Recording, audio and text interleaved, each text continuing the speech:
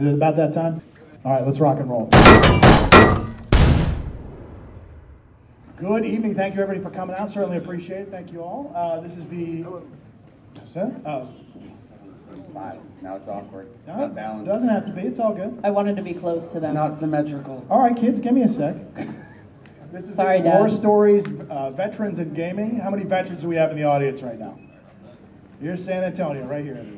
Welcome, As a welcome. Thank you for obligatory coming out. civilian, thank you for your Certainly service. appreciate, as the civilians like saying, thank you for your service. There you go. Okay, let's go ahead and start us off. This is episode 8. This is the 8th time we've done this, so we started naming and labeling them. For those of you who are not familiar, most of the folks involved with this are involved with a charity called StackUp.org. We're a military charity. We support veterans through video gaming and geek culture. We send, thank you, dear. Thank you. We send video game care packages to soldiers recovering in military hospitals, guys deployed forward, guys and gals.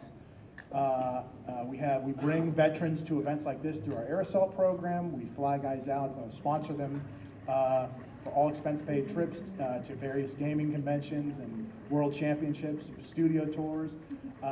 We have volunteer programs, 50 teams right now across the worldwide globe, helping out other veteran service organizations. And lastly, our newest, but most potent organization, our Overwatch program, the Stop Squad. That is our suicide awareness and prevention team via our Discord chat. If you're having a bad day or you need somebody to talk to, it's our 24/7 volunteers, trained volunteers, to help folks out who are having a bad day, generally speaking. And it's been an extremely powerful program for our organization this last year. So that's us. So let's get out of the serious mode here. Let's get into this real quick. So just because we are a charity, but we are a veterans charity, and that means we deal with real no shit issues. They saw the 13 plus. I don't see too many kids in here. A lot of folks bringing their kids and making it uncomfortable for me to swear. But yeah, generally speaking, we're going to have some fun. We're going to make fun of the Coast Guard together. And really? Come on. That's why I was missing the Coast Guard. They're not even getting paid then. You can be honest in here. It's okay. But yeah, we're gonna have some fun. Don't send me any angry DMs. You're not gonna get a response. I don't like the way you said no. So yeah, that's us. So who the hell am I? I'm this guy. Once upon a time, hard. Army infantry. Transition over to Intel at the 4-year mark. Airborne, Ranger School, all that good stuff. 2 tours overseas. Got to spend 7 months in Kosovo with the Russians as the liaison, which was, let me tell you what, if you can get that tour, make it happen, because it was 7 months of drinking. It was something else. And then Iraq, not so much. So let's go down the panel here. This is kind of where I was coming from as a human being. My time in the military. This should kind of tell you who I am as a person. This is a picture that I have hanging in my house, primarily as a reminder of who I am, and it's obviously, it says right there, important pre-deployment kit, my Game Boy Advance with Final Fantasy Tactics. Any of y'all play that game? Goddamn right. So yeah, so I was in the military, and gaming was a huge piece of it, and that's why I ended up starting a gaming charity, because I know, back in 2003, it didn't change. I was still a big gamer, and that was a huge piece of who I was. And I know nowadays, 15 years down the road, gaming is even bigger than it was before. And a lot of veterans, that's how they blow off steam. And I don't know if y'all saw, but the Army now is fielding an esports team, and they're down on the floor right now. So we're a little ahead of the power curve of the government, but they finally figured it out. So, all right, let's go down the panel here. Let's see who we got. Mr. Krause, if you would. Yeah. Hi, everybody. My name is Dave Krause. I am the Director of Veteran Services for StackUp. Lifelong gamer, of course, as I'm sure many of you and these fine folks are as well. I mentioned I was a Marine. Thank you, gentlemen. Wang salute. So I spent probably it was about 7 years. I was a supply guy. You guys don't have to get excited about that. It sucked and it was stupid. We're not. Yeah. So, yeah, rightfully so. I just wanted to make sure you guys knew I wasn't looking for applause. So, got real bored of that. Went into EOD. Thought it'd be a fun gig. I really enjoyed it for a few years. and I still enjoyed it, but I was stationed out in Okinawa with Marine Corps base response team out there, working with 3rd Company.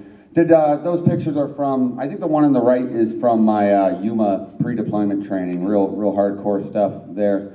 And the one on the left was when I was in Iraq in 2006.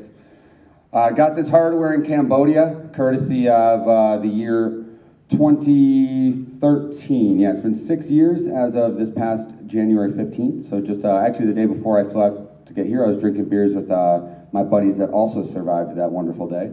We were doing some disassembly of ordnance, had a bad day in the office.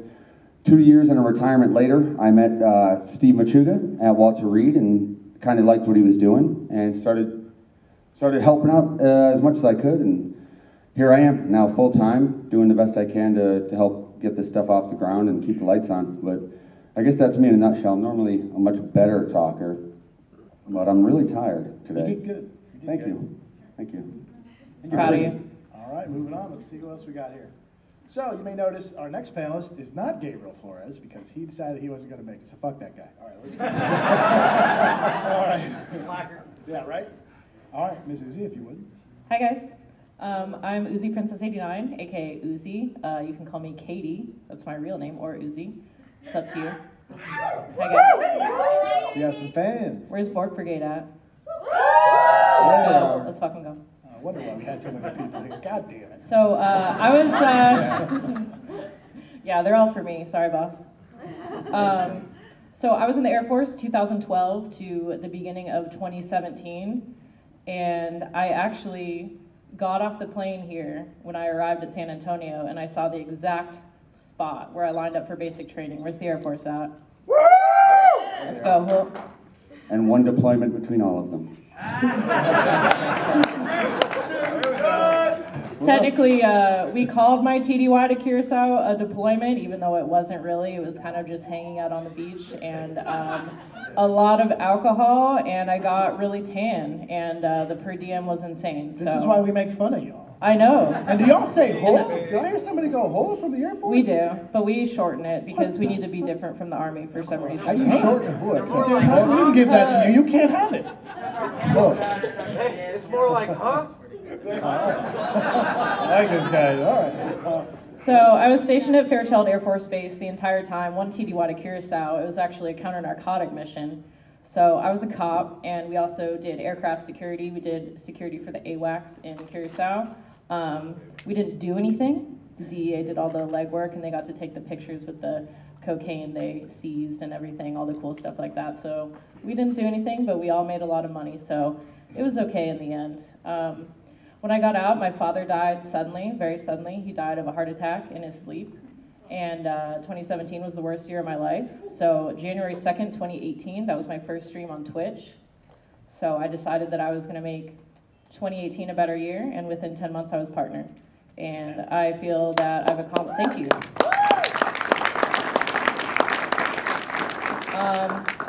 In a short year, it went by very fast. I've accomplished a lot. I've made a lot of friends on Twitch, obviously, and I can't thank them enough for coming out to support me. The veteran community has been huge. I had no idea that the veteran community was so active on Twitch and in the gaming industry. I found out about Stack Up through my friend Meaty Clackers, and he and I play PUBG together often, one of my closest friends on Twitch. And so TwitchCon was actually my first convention, and PAX South is only my second one, so I'm very new to the game, but I'm enjoying it. Welcome to PAX. Thank She you. said she was going to be all nervous, but yeah, that was fine. You did good. I'm shaking. You didn't stop. I'm dying inside. Low-key dying inside. All right. I hide it well. Another Miss Panelist. However, That's me, that is Alex you, and Rodriguez. the That end is of the not me. slideshow. So we're going to go ahead and leave it up here just to remind everyone. Yeah, put it on the M. That's There good. we go. Okay, keep it right there. That's me. My name is M. I have bloody and I have intense violence spits. And anyway, my name is Chris Miller. People know me as Clue. I do a lot of the video footage for Stack Up. 4 years, 11 mic, Army Infantry, mechanized. Did a little time in Herzegovina. For those of you who are familiar with the region, it sucks. Did 4 years in active duty. Was there at Fort Hood. I did not get to ride any horses. my horse was metallic and tracked and really a pain in the ass to try to maintain, and at least it didn't poop. Yeah, so I was there with First Cav. First team. There you go, Grey Wolf. I don't know if they're still around, but I know a lot of those brigades kind of, who knows where the hell they went. Anyways, they're kind of So many reorgs. I did my tour in Korea. I was there with 2nd Infantry Division, there in Camp Hovey. For those of you who are, yeah, it's One good. person. Wow. Best place on the peninsula. There you Crowd's a go. little bit See? younger. All right. Thank you very much. Yeah, I would have rather been in Seoul or, Busan or Uijeongbu or like anywhere south, but yeah, it's all good. And then actually I was stationed, when I did my one-stop unit training at Fort Benning, I was there. I actually got stationed there with the 29th Infantry and did a lot of TRADOC stuff. So I stayed there and then went back to train all of the other 11 mics that went through. We worked with OCS guys. That was fun. Ranger Battalion, that was actually really fun. Did a lot of Op 4 for those guys and trained Bradley Leader's course. A lot of good training there, but one of the coolest things we did was we had to emulate Soviet tactics. So that was kind of cool. I could like totally forget everything that I had learned and like learn something else that was completely different and kind of strange. But anyways, yeah, so that's me in a nutshell. I came to Stack Up a couple of years ago. I've been doing video, all of our video photography ever since. Not all of it, but a good chunk of it. If any of you happen to go down to the booth, which is 10,005. 10,005, you'll see a really groovy video. I did that. We normally don't let him talk. Yeah. And this is And why, so right? he's taking advantage. This was a right big now. audible for us, so it's His like, job right now is being done by a chair. Yeah. It's important. And interestingly enough, that's my moniker is my boss over there, Sam Skatch, our director of media. He Who's the furniture? He calls me the furniture, Yeah. yeah, and he encourages people not to talk. You don't have to talk to him. That's right. I understand. Just smile and ignore the thing that carries the other thing. But that's me also in a nutshell. all right. The nutshell in a nutshell. That's right. It's what are those things called with those little Matryoshka.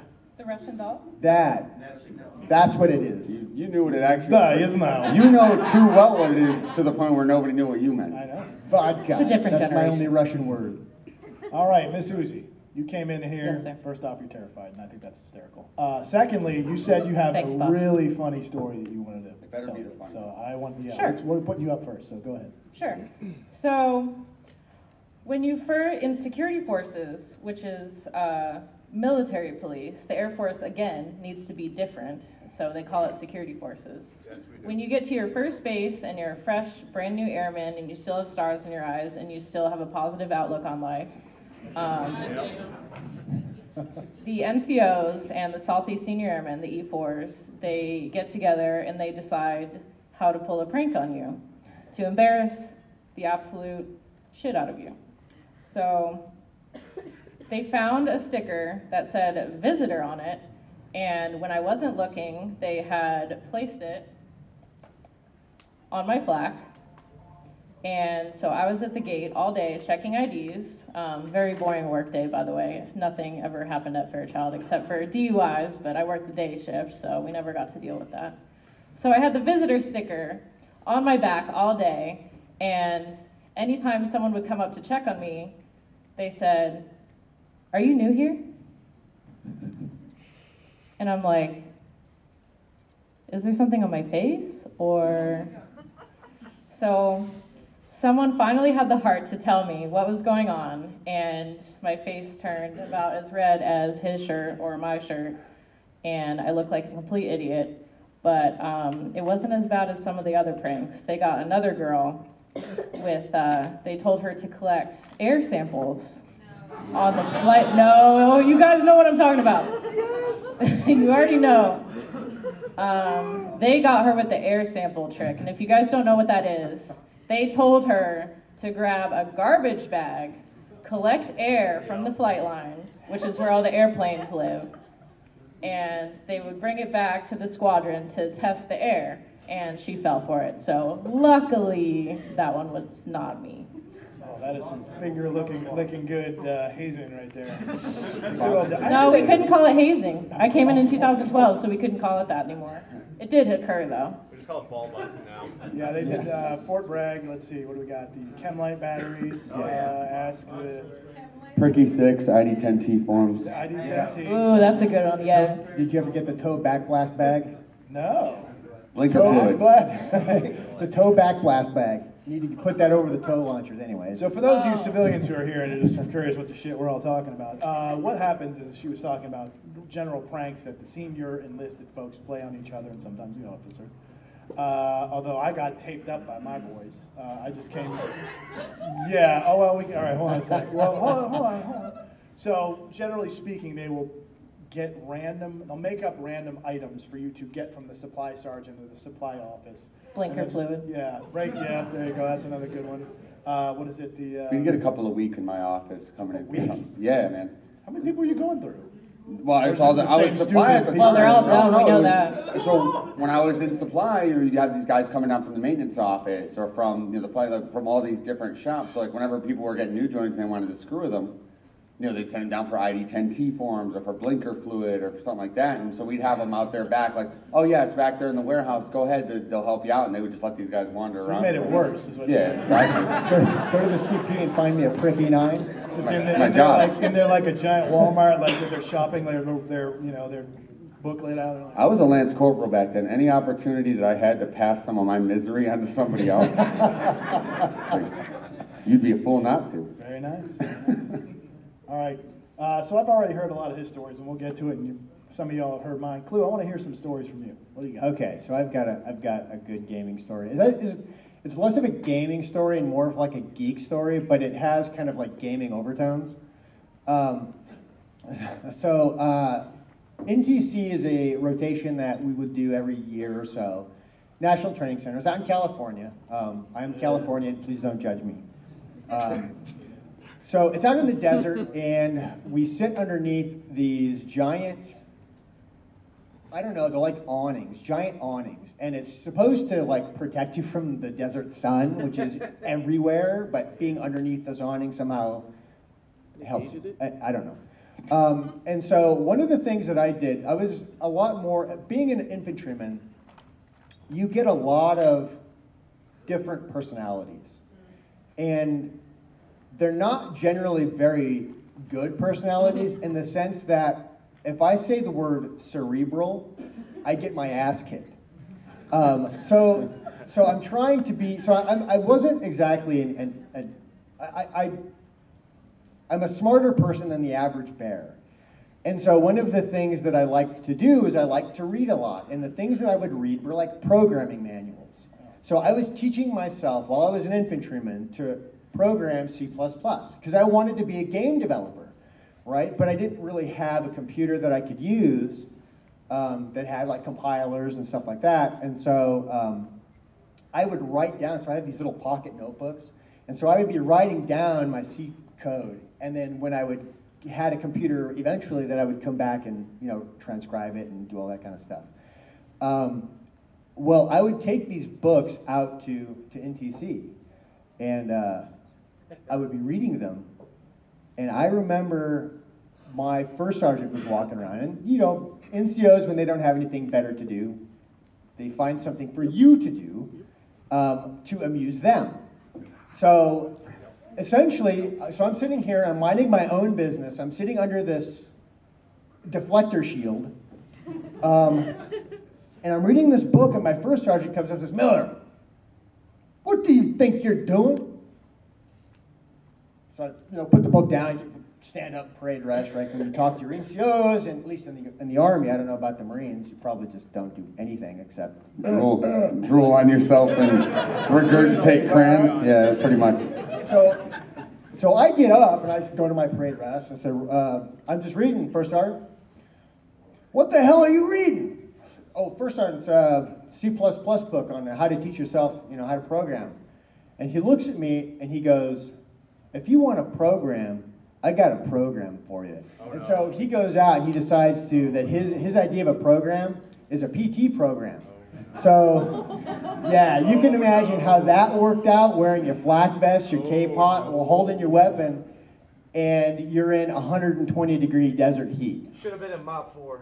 No doubt. I mean, if You got off easy. if I'd have survived, yeah, if he thought I would have survived, then he probably would have stuck me in Mop 4 and like in the hot shower, right? I don't know if anybody else. has Civilian done that. translation, MOP 4 is full chem suit. It's another 50 degrees of temperature. Gas mask and a Gas mask plastic and everything. airtight suit. Bag, yeah. It's basically put a trash, like wear a trash bag and like tape it shut and walk around and do calisthenics, and that's a pretty good Which is a analog. thing I you think. do. You can't breathe. It's awesome.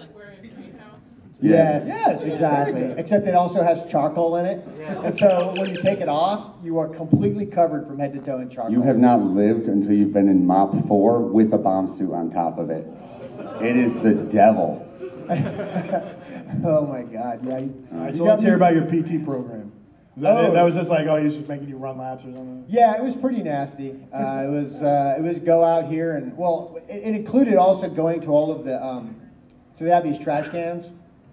At each of the 4 points in this deflector shield, they had these trash cans. And being soldiers and being gross individuals, generally infantrymen, all right? Again, I'm talking infantry here, not Normal people. well, The rest not of us. normal people, yeah. So yeah, he would. One of the things he would have me do is he would have me take the trash bag out of one of these containers, and then move it to a different trash can, and then take that one out and move it. And so he wanted to make sure that I had done like some sort of a, because he's like, oh, you working on programming stuff, huh? I guess you're pretty good at math. Well, let's see if you can figure out how to randomize some garbage cans, right? So I'm out there randomizing my garbage cans. And the thing about that was he knew what randomization was. So I was kind of impressed. At the same time, I was like hating life and wondering, how am I going to read my book without him seeing? Oh, I know. I'll get a TM, right? A technical manual. And yeah, you use with the technical manual, you know. So, but I don't know if you were using like, you probably weren't reading like programming manuals, right? No. And so anyway, that's an innuendo. Because he's smarter than everyone. Let me explain it So in innuendo. that's how it's going to be. I said smarter than your average infantryman, which is not saying a whole lot, not okay? Don't double down. Still Don't do smart it. enough to join the infantry, right? Yeah, and I did it voluntarily, as a matter of fact, which, Ooh. there you go. I just like, there's my foot at. What's that? This water Oh. tastes like they pulled it out of a swimming pool. Nom, nom, nom, nom. I don't know. It's oddly refreshing. Do you drink swimming pool water on the reg there? He enjoys Not regularly. It's self-harm. this rare treat. This chlorine's really good. Much chemical, I don't know good. if that's like fluoride or I don't know. Clue, you done, or are you still rolling about? Well, randomizing there's trash a cans? punchline, and the punchline to that is that in the end, like as an infantryman, there's a joke. When you get out of the military from an 11 series job, and maybe even from, well, I don't know, the Rangers, but at least they kind of have some skills. Anyways, you have two possibilities when you get out. You're either going to be in security, or you're going to be in janitorial work. Because those are the only two skills that you acquire as an infantryman. You can clean the shit out of stuff, and you can shoot things. And that's about it. So I didn't want to kind of be... Exactly. I didn't want to be constrained to that fate. So I figured, I know, I'll teach myself how to program. And then I am here now 25 years later. I'm a software engineer, senior software engineer at Boeing. There you go. You can do it. Stay in school, You kids. can do it. Only the goddamn infantry be like, are you over there reading, boy? I'm Goddamn doing nerd. Deuce pusher. You I ain't was reading raised that, infantry, but so I'm- what are the things, the Cracker 7-8? Jack box, right? If you can read that, you're good. But Yeah. anything other than that, that's not authorized.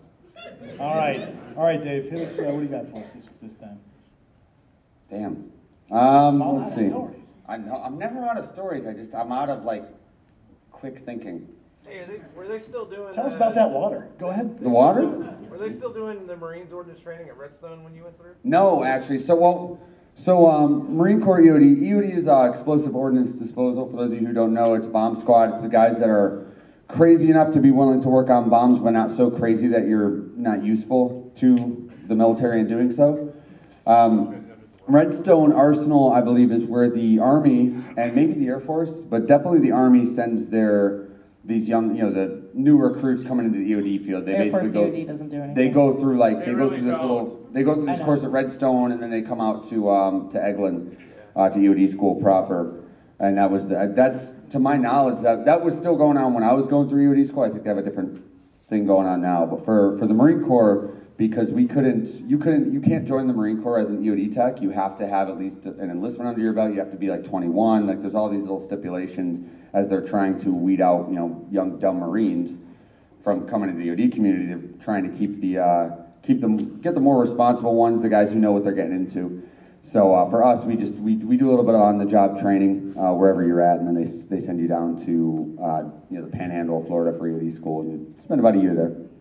So gaming stuff wise, So gaming was just always this thing. It was ever present for me. I don't have a whole lot of what I would consider like crazy stories, but I can point to any period of time in my career and tell you what game I was playing, who I was playing it with, and how we were engaging with it. And so like my first duty station, the big one for me was SOCOM 2. Any SOCOM players? Woo! Yeah, like one or two of you guys? That's cool, man.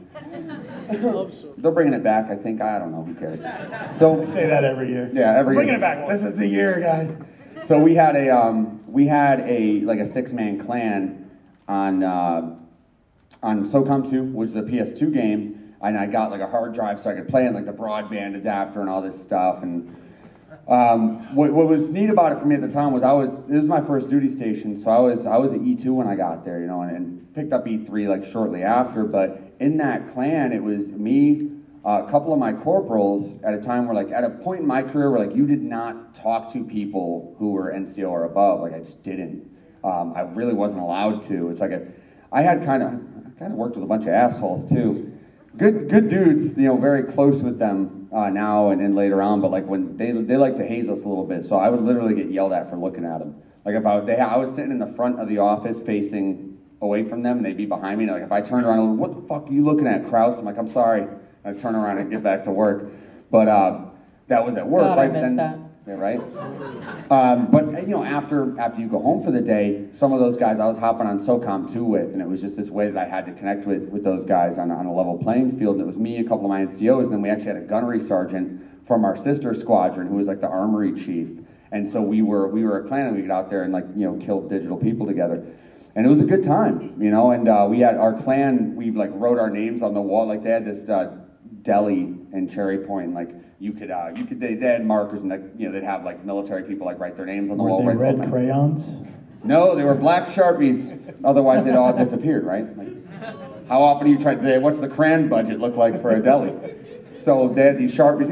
You'd have a lot of pilots. It was an air base, so guys would sign stuff on the wall, write little messages "Oh, thanks for all the sandwiches. You guys were awesome." All that kind of garbage. And so we had our SOCOM 2 clan on there, and it was our clan, all our names and stuff. But from there, then I was in Quantico, and we used to do Guitar Hero tournaments and stuff like that. And I was playing through Mass Effect when that came out, and on and on and on and on. And I won't go through all of them, but it was just this cool thing where I became somewhat known, at least certainly in my first duty station, as the guy that was I became the unofficial video game reviewer for the squadron.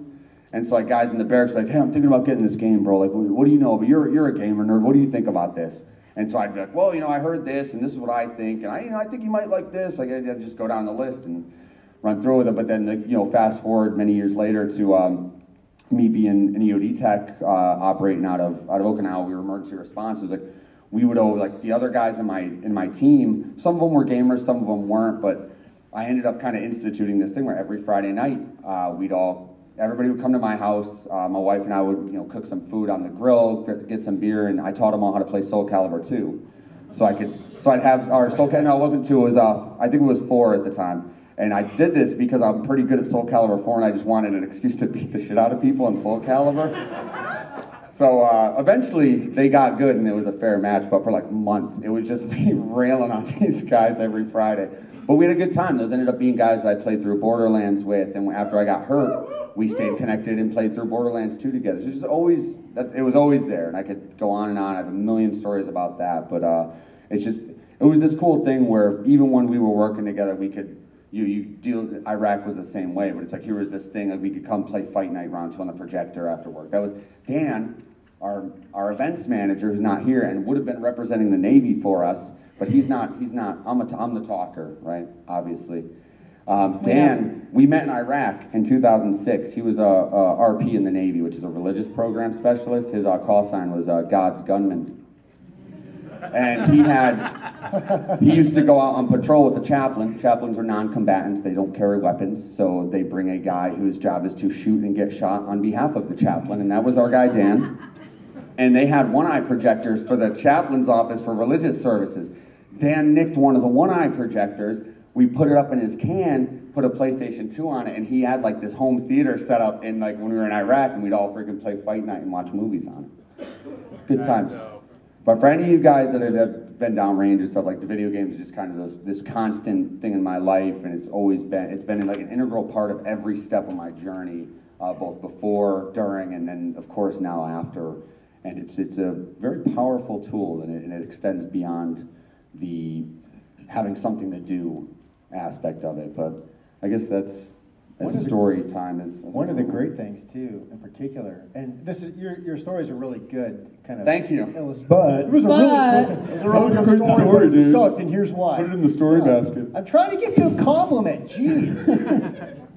So what I was gonna say was one of the things that strikes me, and it seems to be a common thread among whether you're military or whether you're civilian or whatever your background is, even when you're playing with people who are, there's like different power levels, like, and what I mean by that is you can play with your NCOs or even maybe some of your officers or maybe your boss or your kids or whatever.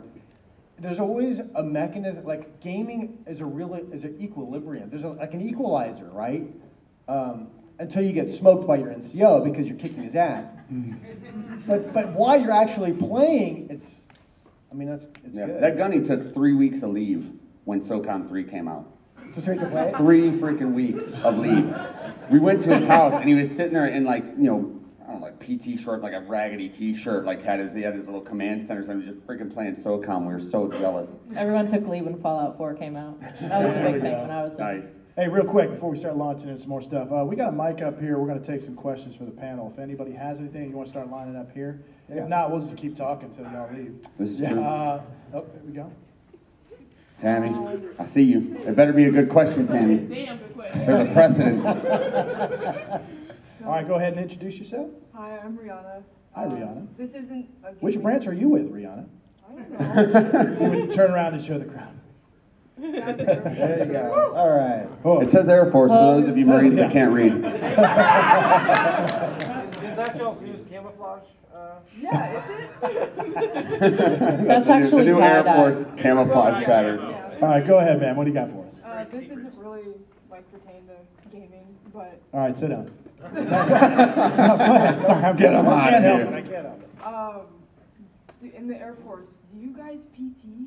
Yeah. Wait. You wearing Actually, the shirt? Are you not in the Air Force? No, I'm thinking about joining. I'm 16. Oh, awesome. Okay, let Man, me you give you can't some be advice here. real quick. You're not Hold allowed to on. be This here. is my territory. This Real is my talk territory. time. Canna Moozy. As a female, first of all, don't join security forces because that's what I did, and it builds character. That's a euphemism, by the way. But The answer is Really yes, bad. by the way. I don't know if we're ever going to get to that part, but it's 10% female, same with maintenance. Do not go into security forces or aircraft maintenance. I will tell you that right now. It'll wear down your body. You're going to be miserable. You're going to be treated like...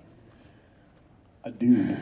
I was going to say treated like shit, but I'm trying not to cuss as much. Oh, check. Well, good job. I don't know how it is now. I mean, I got out in 2017 and it was still not a good environment for women. So I highly, highly, highly recommend going the medical route, dental, something like that. You're still going to get the same benefits. You're still going to work Monday through Friday, normal hours. You're not going to work 16-hour shifts and be miserable and never see your family. Getting to your question, yes, we do PT. I worked day shift for 4 years. I worked like 5:30 in the morning to 1:30 in the afternoon, and every afternoon we would all go to the gym together in PT. So I promise you we do PT. And I heard, that, You heard that we don't? yeah. No, ma'am. They do. By real military standards. Whoever said that, Oh, here we go. My real Hang military on. arrested it. so, okay, so, Let me roll up my sleeves on this one. well, all the branches have a male test and a female test, and I made sure that I could pass a male test. Oh. Because all the males would get mad at us for having lower standards, even though our bodies are built differently. If they had any knowledge about fitness, they would know that. I think you're But- just surrounded by assholes. Well, I was security forces, so yes, I was. But that is my advice to you. Yes, you will PT, no matter what career field you're in. Sometimes it's 3 days a week, sometimes it's 4 days a week, sometimes it's every day. It really depends on your unit, and it depends on if your leadership cares or not. If your commander is Sociopath. not physically active, your PT program is probably going to be shit. If your commander is super hua and gung-ho, your PT program is probably going to be good. But ultimately, it's up to you. I mean, you're going to have to work out on your own time regardless in order to pass your PT test. But I highly recommend joining the Air Force. It was the best decision I ever made. It prepared me for life outside of the military. And just don't join security forces. Can I share? People Go ahead. talk about being in the military the way like I now talk about having kids, where it's like I'm gonna spend if I have a 10-minute response for you, the first 8 are gonna be about all the horrible things that come with it, and then it's gonna be 2 minutes of but it's the best decision I ever made. I love my kids. I love my military service. And it's all true. It's all true. It's It the is all best those and the things. worst at the same time. It is all true. It is all those things. It's just funny. I've never really drawn that parallel between how I talk about my kids and how we talk about being in the military. It's like, this sucked, that sucked. But oh man, you got to do it though. Yeah. It's great. At the end of the day, it's worth it. Just don't let them get you for 6 years. Sign up for 4. Okay. You will have- All right. Seriously. We got to keep moving. Can I Thank tag you. on top of that real fast? You're welcome. So in the Army, our computer stuff was kind of limited to get into. How is that for the Air Force, in case you might want to go that route? Computer stuff, as far as I know, it's growing exponentially. I had a few girls who were in basic training with me who were going that route. And as far as I know, that's the moneymaker when you get out. Right. But I was a cop, so I can't really say. But they were the guys that helped us with our IT stuff. They were very knowledgeable. So We- I highly recommend that. We can as well. talk to you more after this. It sounds like we have some career Yeah. development to do with you. So, Tammy, go. All right, so. Hi, Tammy. Hi, Tammy. All right, so this is, and Dave, you can just tell me to, kiss your ass or it's too personal, but I'm talking to you. Go on and get up on that mic if you would. Yeah, okay, sorry, my bad. Thank It's you. like We all right- have bad hearing. It's right on my titties, and so like, I heard that. I'm gonna do this. There you go. There you go. All right, so can you talk to me and talk to us about adaptive gaming for those who, for those of us who are able-bodied, we might not know that, and how we able-bodied people can more support adaptive gaming, especially for veterans. And then the panel, can y'all talk about how y'all been involved in adaptive gaming and promoting that? I feel like you're a great just question. doing this to give me some time in the spotlight, Tammy.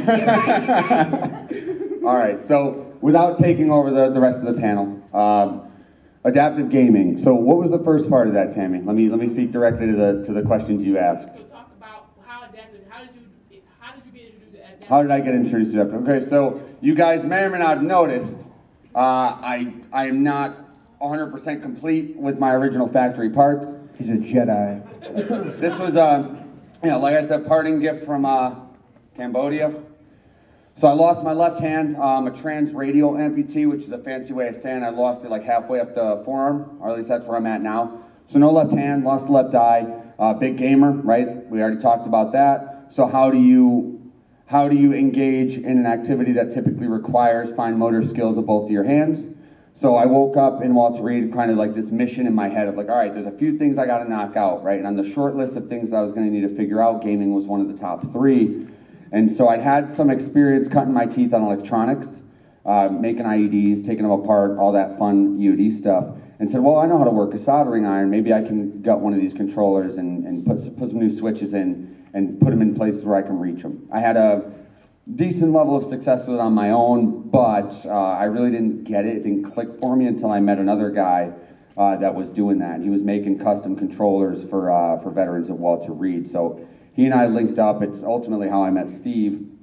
And so what I found over the last several years, that there are some really cool items out there, but it's not like you can just go to Walmart and pick that stuff up, right? So the generally what I tell people is, like, if it's one hand or something like that, like, get out there and look at stuff like the Xbox Elite controller, the XAC, which I will talk about in a little bit more detail here in a moment, and some of the other stuff, because you can get out there and buy these really expensive one-handed controllers and all that stuff, but there are a lot of cool options out there, but ultimately I always try to make myself available. Like, if anybody in here knows, that, like, veteran or not, like, if you guys have disabled gamers in your orbit, I would request that you reach out if you have questions, or I'll talk to you guys after, because I can talk for days on it. But one of the things that she mentioned, which I feel like is really just like, hey, I want you to get a minute to plug this thing.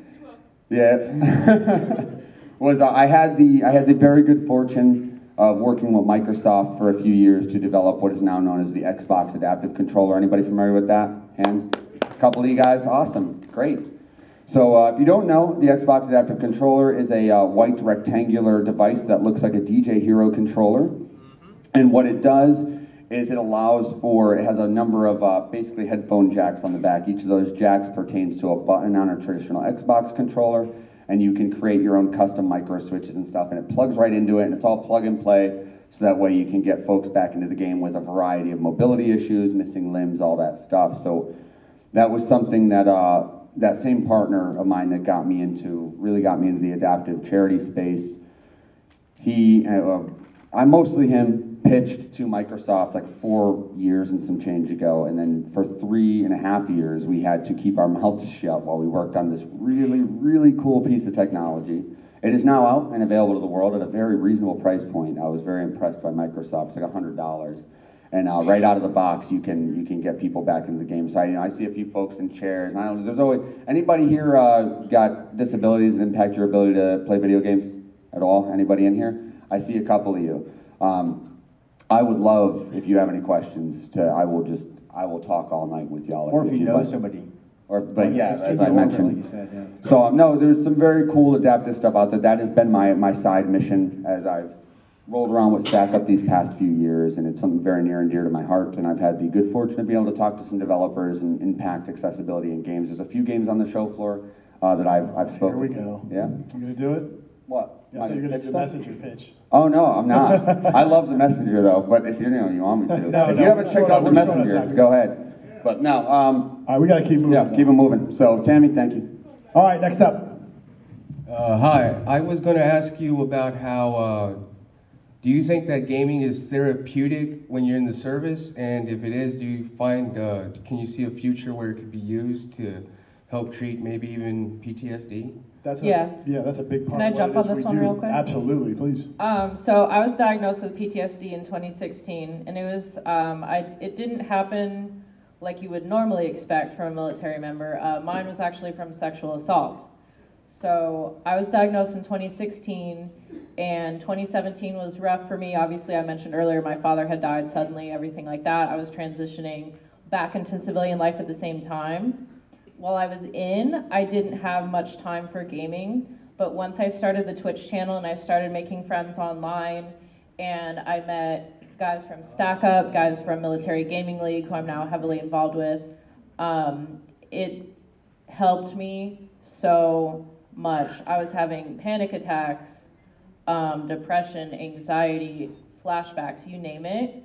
I was inconsolable for a long time. I was grieving and dealing with my PTSD at the same time. Both of them were so new to me. So gaming has helped me immensely. The fact that I can sit there and play PUBG with other veterans or kids who like my channel, it has helped me exponentially, and I feel like I'm back to myself within a year. So it's been absolutely incredible, and Twitch, thank you. Twitch and gaming have literally saved my life. Literally Can we saved get my that life. quote on our website? Absolutely, Okay. absolutely. All All right, We- Thank you for the question. And if we run out of time here, because we're getting short, we'll talk to everybody outside too. Yeah, I'm now timing any responses that I give. That way I can keep it 2 minutes or less. All right, next I'll up. just elbow him if he starts talking too long. Sir. Hey, I understand that video games can be therapeutic for people with PTSD. What I'm wondering is, for realistic war games, is it best for many people to avoid that? No, actually, there's a whole series of studies out there now about immersion therapy, where you have guys who have gone through actual combat problems and have suffered PTSD. What they used to do, it's like if you're afraid of spiders, and a therapist will put a spider on the table, and then they'll get it closer and closer to you over time.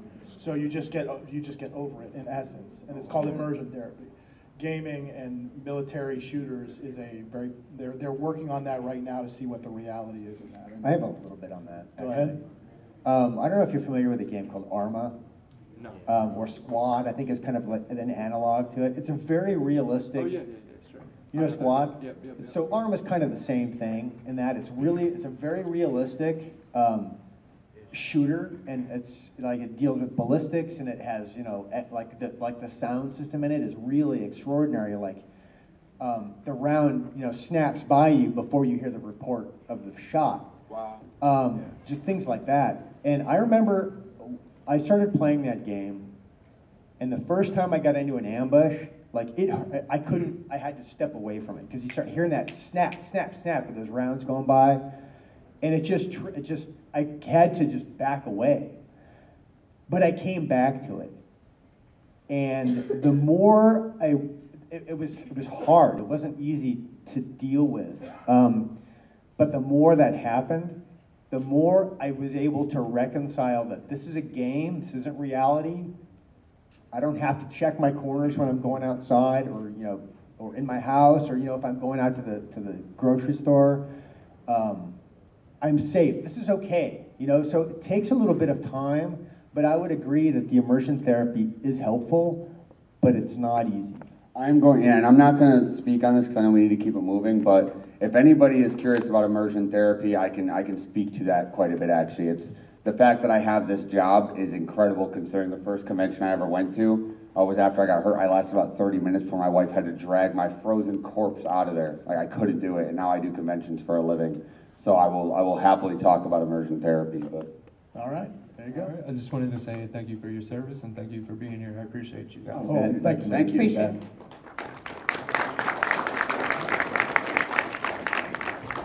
Hi, I'm Connor. Hi, Connor. I'm U.S. Army 1 year in. Oh, welcome. So I'm wondering, because I'm intelligence, so I was wondering what's good ways to go out there and just make friends both between Army and civilian, especially considering that my unit is kind of antisocial and I don't necessarily have the strongest communication skills either. Fair enough. As an intel guy, I can tell you. First off, I had a bunch of secrets when I was in, and nobody here really cares about it. Like, oh, do you really care about insurgents crossing over the Pakistani border? No. Like, generally speaking, you shouldn't have a problem talking to people because they're not going to care about what you know unless it's specifically pertaining to something like, oh, are you tracking people on Facebook, like some, DIA, DARPA level, like. So I don't know what branch you're in or what your specialty is with intel. What are you, cyber or? I'm signals. Okay, yeah, all right, maybe a little closer to, whatever you're monitoring. I can see that being an issue. But that's just getting out and forcing yourself to interact with other human beings, which is hard for gamers a lot of the time. And that's why a lot of us use gaming in the first place. It gives us a screen that we don't have to, but it's a great way to interact with people without actually having to put yourself out there. So, I mean, that's a good way to do it. I mean, Can I tack on something real quick? okay. The tabletop community around your local base is also a good resource. Comic books, usually have a back end somewhere where they have that. So I would suggest that as well, if that's an issue. Yeah, it's not a bad Yeah, I thing. would tell you the same Come thing. talk to me after. We'll get I you was in saying- military gaming league. I We'll tell get you the in. same thing I plan on telling my kids, which is like, You just got to do it. Like the stuff that like, if it seems lame, if it seems stupid or unnecessary, like just get out. Like find something that you're into to put yourself out there. Like I was too cool for school in high school. I didn't do anything. I played football for a year and I really didn't do any extracurriculars. And that, like, it jacked me up socially. And I look back and I was like, why the hell didn't I do that? And it wasn't because I didn't want to do it. It was because like I wasn't comfortable doing it. It's like, fuck all that, right? Just find something you're into and get out there and find other people that like it. Because it's a snowball. Like you get it started a little bit, you find one person, then you find one more, then you find 3 more, 4 more, 5 more, and you just go, man. Just plug yourself into something. And you'll end up talking about your hobby. You won't have to worry about talking about signals intel. So, but yeah. All right, thank you. Absolutely. Yeah. Thank you. How's it going? Name's Cameron, currently in the Air Force, going on 3 years now. With that hair? I'm sorry. I slick it down. Logical. Anyhow, as someone who is like current active duty, full-time military, is there anything that like, that we could do like within or for Stack Up to help with your efforts? Get him. Goddamn right. Get him. Yeah, I got him. No, look, absolutely. Come see us outside. We're happy to chat with you. Volunteer is a huge piece of what it is we do. And so, You have made a terrible mistake. yeah. Well, welcome. You will Come not meet me in leave this here. dark, secluded area where I can rough you up and take your wallet. Now you're gonna get voluntold. Yeah. No, seriously, No, it's thank you good. for asking. That's awesome. And the answer is yes. Of course. Absolutely. All right, sweet. Thank you. Tell your Absolutely. unit, seriously. All right, perfect timing. We've got 5 minutes left. Howdy, my name's Calvin. I have a question for you, Devil Dog. I was going to join the Marines after high school. Any advice? Don't call Marines devil dogs. Yes, sir. Untuck your t-shirt. Honestly, man, like, so how old are you now? You're wrapping up high school? I'm 15. You're 15. So you're like what, sophomore or something? I don't know. I don't remember how years work. Freshman. It's been All so right. long, you know, crayons. So honestly, man, my advice to you is, be humble. Do not be that 16 or 17-year-old kid that's walking around like you're already a Marine, right? Like know your role. No tattoos. Because I see that stuff all the time. Yeah, don't get a tattoo don't be the before guy you- walking around in the freaking hoorah devil dog stuff all the time. Like, right, you get motivated, that's cool. You're gonna do some stuff that you're gonna look on in 10 years and realize is embarrassing and made you look stupid. Oh, yeah. And that's all right. We all did it. But just be humble and don't be so excited to be a part of it that you miss out on the steps that it takes to get there. That may sound stupid, but even as I was like a senior sergeant going into the EOD community, I was so excited to be to reach the goal of being the subject matter expert in this new field that I often overlooked the process of growing into that, right? So don't be that guy that's putting the cart in front of the horse, man. You get out there, you train yourself. It's gonna push you physically, it's gonna push you mentally, so make sure you're ready for that. But the best advice I could give you is just be humble and be willing to, don't be afraid to be the new guy that gets fucked with a little bit, right? Don't try to hold yourself out like you're above it, because we all go through it. And if you can just lean into it and be like, yep, it is what it is, right? Then you do your time, you earn yours. You know what I'm saying? But yeah, just get out there, be ready to work hard and be humble. And they prefer Jarhead. And PT the hell out. We prefer Yeah, none get of in the it. gym. You Get in the better, gym now. yeah, I don't know what your run Yeah. looks like, but I was infantry. I don't know, what do you want to do in the military, do you know? Infantry. Oh, Yeah, get up You there. better be running, boy! There you go. I don't know why you're not You doing might push-ups change right your now. Get your ass out. No, That's just gonna do it. Yeah. You get your ass out of there. What the hell is that? Hey, no, but seriously. Seriously though, I knew a lot of guys who may not have been good human beings or even great at their jobs that could PT the hell out of everybody, and they just got free passes. Like they were maxing out their PT tests and things like that, but because they were physical studs, that's something that the infantry is included. Am I wrong? It Oh, opens doors. Yeah, absolutely. It opens doors. Yeah. Which sounds stupid because you're gonna be the smart guys, but it's infantry land, and he was talking about, oh, you fucking reading? What are you doing, boy? It's like, do push-ups. If you can do a lot of push-ups and you can run fast and far, then people respect you for that in the infantry. So Leadership be loves PT ready. stars. Yeah, they do. Yeah. No that's true. question. Roger that. Thank you. Sir. Hi, I'm Malachi. I wasn't in the military, but I spent a good portion of my childhood in a war zone, and I just moved back to the U.S. 2 years You ago. want to talk that point through? You Sure. spent a lot of time in a war zone. Where you at? Yeah, my parents were missionaries, and we were in Nablus, Palestine during the Third Intifada. Oh, so shit. yeah, I dealt with a lot of stuff there. You're in harder terms than of- everybody up at this fucking school. You want to come out for East? You can do a panel with us? It's an interesting experience. So we spent a good portion of that time. Then we were in Zarqa in Jordan, and then Amman, and then we moved back to America 2 years ago. And so I guess it's kind of as I knew like a lot of Marines when I was in various different places, but as I'm kind of adjusting back to America, how as a civilian I can like approach and talk to veterans and what's acceptable, what's not. It's just kind of an interesting territory for me that I'm just beginning to approach this a little bit. Treating veterans as people. First off, the percentage of actual military rock stars there are out there that you should be thanking for their service is infinitesimal. Like everybody went in, they did their jobs, they're no heroes, and of course you get the jokes online and you're welcome for my service kind of joke. Like, no, it's not like that. We're just out there doing jobs like anybody else. And honestly, it's just, if you think of it like how you would react to an EMT or a police officer, how you would thank, it was like, hey, thank you. But I mean, you don't have to treat anybody any differently. It's just treat them like human beings first. And if, unless they're one of those people that just lean into it, like, they wear all their military. Maybe they're a D-bag yeah, or something. it's like, and it's probably not somebody you want to hang out with anyway. Right. So, but anybody Walks thoughts around on that looking one? like this guy, but like yeah, unironically. right. Like this is his off-duty uniform right here. So.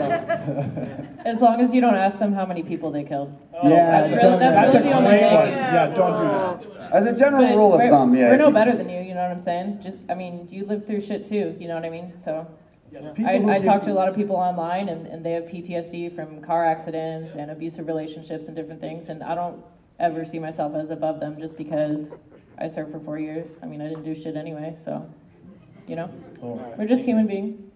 Awesome. Yeah. Just be a dude, man. All right. And we did it. There you go. And there goes my phone. Perfect timing. Thank you all very much. We're going to go continue this outside. Thank you, everybody, for coming out. Certainly. Parking lot. Yeah, everybody meet us outside. All right, everybody meet at Coyote Ugly. Let's go.